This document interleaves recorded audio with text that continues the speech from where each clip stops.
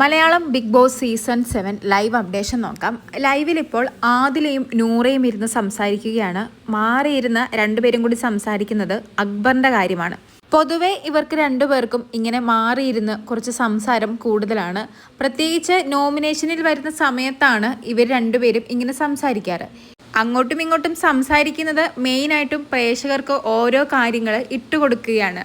സത്യം പറഞ്ഞാൽ ഇവരുടെ ഈ ഒരു സംസാരം, അതായത് ഇങ്ങനെയുള്ള സംസാരം അഭിനയമാണ് അല്ലെങ്കിൽ നാടകമാണ് എന്ന് തന്നെ പറയാം. ഈ തവണ എന്തായാലും അക്ബറിനെ വലിച്ചു കീറുന്ന രീതിക്കാണ് ഇവർ സംസാരിക്കുന്നത്. അക്ബർ സേഫ് ഗെയിമറാണ്, അക്ബർ ഒരു സേഫ് വേയിലൂടെയാണ് പോകുന്നത്. എപ്പോൾ ഗെയിം കളിച്ചാലും അക്ബർ മറ്റുള്ളവരെ ഉപയോഗിച്ചാണ് കളിക്കുന്നത്.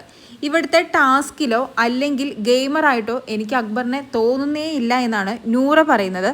കൂടാതെ നൂറ വളരെ സെൻറ്റിയായിട്ട് പറയുന്ന ഒരു കാര്യമാണ്, അക്ബർ എന്നെ പലതവണ ഇഗ്നോർ ചെയ്തിട്ടുണ്ട്.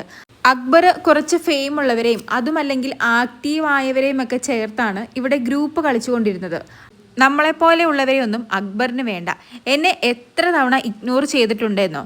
ഞാൻ അങ്ങോട്ട് ചെന്ന് മിണ്ടിയാൽ മാത്രമേ അക്ബർ മിണ്ടുകയുള്ളൂ.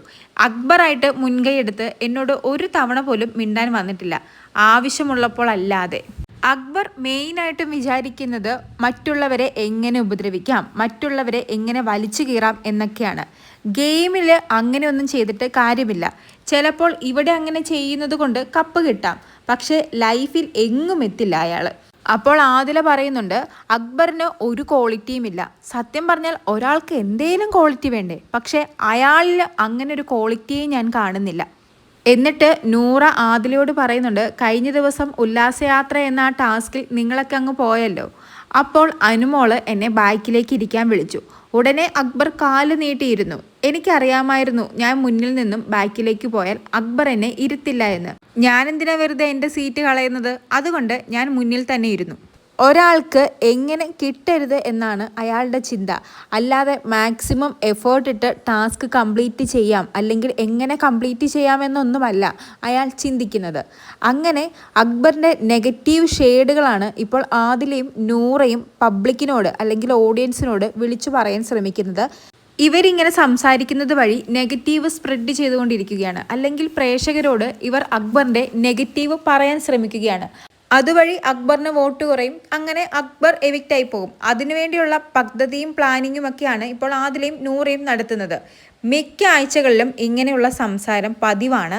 ഒന്നേൽ സെൻറ്റി കാർഡ് ഇറക്കും, നമ്മളെ സപ്പോർട്ട് ചെയ്യാൻ ആരുമില്ല, നമ്മൾ ആരുടെയും സപ്പോർട്ട് ഇല്ലാതെയാണ് ഇവിടെ വന്നത്, പേരൻസിൻ്റെ സപ്പോർട്ടില്ല എന്നൊക്കെ പറഞ്ഞ് സെൻറ്റി കാർഡ് ഇറക്കും. അതും അല്ലെങ്കിൽ ഓപ്പോസിറ്റ് നിൽക്കുന്ന ആരാണോ ആ വ്യക്തിയുടെ നെഗറ്റീവ് സ്പ്രെഡ് ചെയ്യാൻ ഇവർ ശ്രമിക്കും. എന്തായാലും ഇന്ന് ഇവരുടെ രണ്ടുപേരുടെയും ബലിയാടായിരിക്കുന്നത് അക്ബറാണ്. ഇവർ പറഞ്ഞതിൽ ശരിയുമുണ്ട് തെറ്റുമുണ്ട്, പക്ഷേ ഇപ്പോഴുള്ള ഈ സംസാരം പ്രേക്ഷകരോട് സംസാരിക്കുന്നതായിട്ടാണ് എനിക്ക് തോന്നുന്നത്. എന്തായാലും ലൈവ് അപ്ഡേറ്റുകളുമായി വീണ്ടും വരാം.